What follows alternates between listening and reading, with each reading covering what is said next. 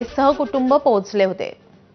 10 सप्टेंबरलाही या दोन नेत्यांची महत्त्वपूर्ण भेट झाली होती।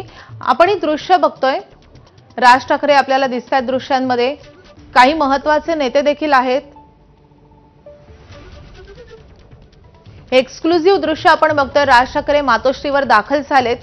यावेळी ते सहकुटुंब दाखल झालेले आहेत।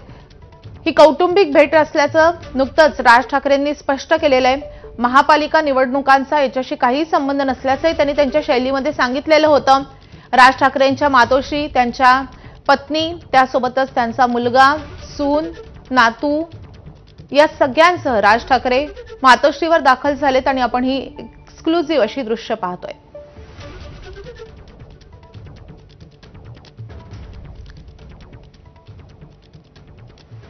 आपण थेट जाणार आहोत अक्षय भाटकरकडे। अक्षय, ही दृश्य आपण पाहतोय, राज ठाकरे दिसतात आणि काही नेते मंडळी दिसतात। काय आहेत ही दृश्य, काय घडतंय नेमकं?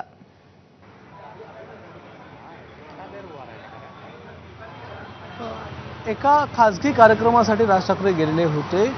सुरुवातीला ज्यावेळी आपल्याला देखील ही माहिती होती की आज राज ठाकरे हे मातोश्रीवर येणार आहेत, मात्र ज्यावेळी ते घरातून निघाले सगळ्यांचा अंदाज हाच होता की ते थेट मातोश्रीवर येतील, पण ते इकडे आले नाही। ते माहीमला गेले। माहीमला एक त्यांचा खासगी कार्यक्रम होता, त्या खासगी कार्यक्रमात ते होते। तो कार्यक्रम करून ते पुन्हा शिवतीर्थावर गेले त्यांच्या घरी आणि त्यानंतर सगळ्या कुटुंबाला घेऊन मग ते मातोश्रीकडे निघालेले आहेत। त्यांच्या कुटुंबामध्ये ज्यावेळी आपण मगाशी होतो, आता जवळपास 1 तासाहून जास्त वेळ लोटलेला आहे। 1:15च्या दरम्यान राज ठाकरे हे मातोश्रीवर पोहोचलेले होते, कलानगरला आलेले होते आणि आता 1 तासाहून जास्त वेळ झालेली आहे। ही भेट आज कौटुंबिक होती आहे। सुरुवातीला त्यांची आई, त्यांची पत्नी आणि त्यांची मुलगी हे एका गाडीतून आले, त्यानंतर अमित ठाकरे हे मातोश्रीवर पोहोचले आणि त्यानंतर सगळ्यात शेवटी जी गाडी होती ती राज ठाकरे यांची होती आणि मग राज ठाकरे आल्याच्या नंतर ही कौटुंबिक भेट जी आहे ती सुरू झाली होती। आज स्नेहभोजनाचा कार्यक्रम आहे आणि त्या भोजनाच्या कार्यक्रमासाठी राज ठाकरे हे मातोश्रीवर दाखल झालेले आहेत। मात्र ते येत असताना त्यांनी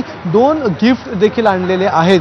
यामधलं पहिलं गिफ्ट जे आहे ते आहे एक तुळशीचं वृंदावन आहे आणि ते दगडी तुळशी वृंदावन आहे, अतिशय मोठं आहे। आणि दुसरी जी भेट आहे, गिफ्ट आहे, ते आहे एक छत्रपती शिवाजी महाराजांचा अश्वारूढ असा पुतळा आहे, जो राज ठाकरे यांनी भेट देण्यासाठी मातोश्रीवर आणलेला आहे। त्यामुळे आपल्याला माहिती आहे की ह्या 2 गोष्टी ज्या आहेत त्या महत्त्वाच्या आहेत।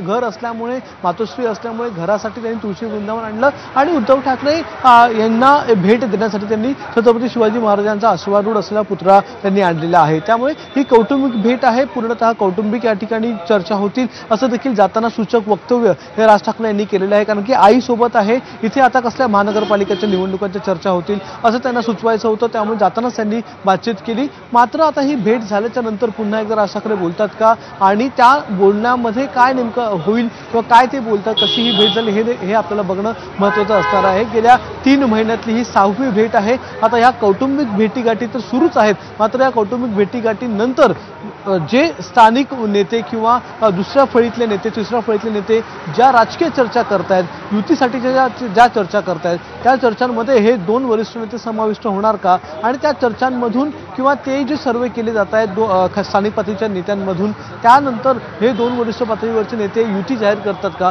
हे बघणं खूप महत्त्वाचं असणार आहे। नक्कीच अक्षय, खरं तर आता महापालिकेच्या निवडणुका दिवाळीनंतर जाहीर होण्याची दाट शक्यता आहे आणि आता दिवाळी अगदी आठवड्यावर येऊन ठेपलेली आहे। त्यामुळे आपण भेटीगाठी वाढताना पाहतोय। खरं तर प्रतीक्षा याच गोष्टीची अक्षय, ज्याचा तूही उल्लेख केलास की कौटुंबिक भेटीगाठी खूप झालेल्या आहेत। 3 महिन्यामध्ये 6वी भेट होतीये। प्रत्येक भेटीमध्ये या नेत्यांसोबत त्यांचं कुटुंब होतं। मात्र ज्या राजकीय घोषणेची प्रतीक्षा मनसैनिकांना आणि शिवसैनिकांना आहे ती कधी होणार याची जास्त उत्कंठा आहे। तर त्या दृष्टीने हे खूप महत्त्वाचं पाऊल म्हणता येईल का? कारण आता मनं जुळली जात आहेत, कुटुंब अधिकाधिक जवळ येत आहे।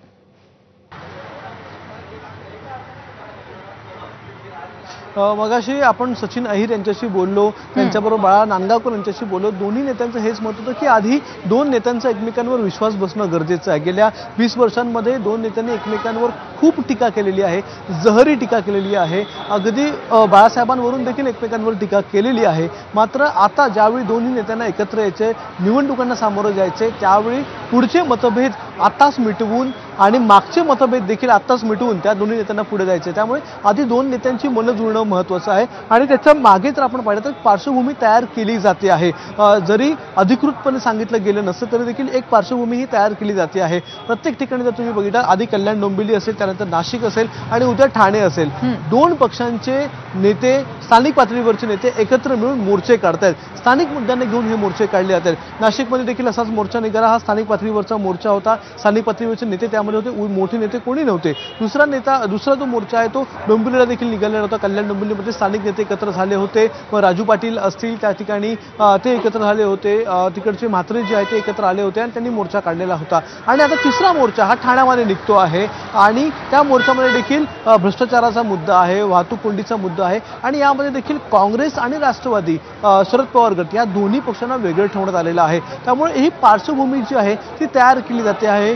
जे स्थानिक पातळीवरचे नेते आहेत, कार्यकर्ते आहेत, त्यांना एकत्रित राहून काम करण्याच्या अनधिकृत का असेना, ऑफ द रेकॉर्ड का असेना पण सूचना मिळालेल्या आहेत आणि त्यानुसार ते काम करतच आहेत। त्यामुळे कुठे ना कुठे एक पार्श्वभूमी तयार केली जाते आहे। स्थानिक नेते एकत्र येत आहेत आणि आता प्रतीक्षा होईल की ज्या दिवशी निवडणुका जाहीर होतील त्या दिवशी हे दोन्ही पक्ष एकत्र येतील अशी जी घोषणा आहे ती घोषणा होण्याची प्रतीक्षा आहे। पाहूयात हे स्थानिक पातळीवरचे नेते एकत्र आल्याच्या नंतर, हे अनेक मोर्चे काढल्याच्या नंतर आता शीर्ष नेतृत्व जे आहे दोन्ही पक्षांचं, मनसे आणि उभाठा या दोन्ही पक्षांचे नेते कधी ही युती जाहीर करतात, मात्र ती युती देखील निश्चितच जाहीर होईल अशी दाट शक्यता राजकीय विश्लेषक सांगत आहेत। कारण की येणाऱ्या काळामध्ये ज्या महानपालिकेच्या निवडणुका आहेत त्यामध्ये आता या दोन्ही पक्षांना एकमेकांची साथ गरजेची आहे आणि हे दोन्ही पक्ष जर एकत्र आले तर अनेक जे फिरलेले मतदार आहेत ते पुन्हा त्यांच्याकडे येऊ शकतात असे देखील अनेक सर्वेमधून समोर आले। त्यामुळे हे दोन्ही नेते एकत्र येतील, दोन्ही पक्ष एकत्र येतील याची दाट शक्यता आहे। माधवी, नक्कीच शक्यता तर तशीच आहे, कारण ज्या पद्धतीनं या भेटीगाठी वाढलेल्या आहेत तर केवळ आता फॉर्मॅलिटी बाकी असं म्हटलं तर वावगं ठरणार नाही। मात्र आपण बघतोय 3 महिन्यातली ही 6वी भेट आहे आणि या भेटीची ही दृश्य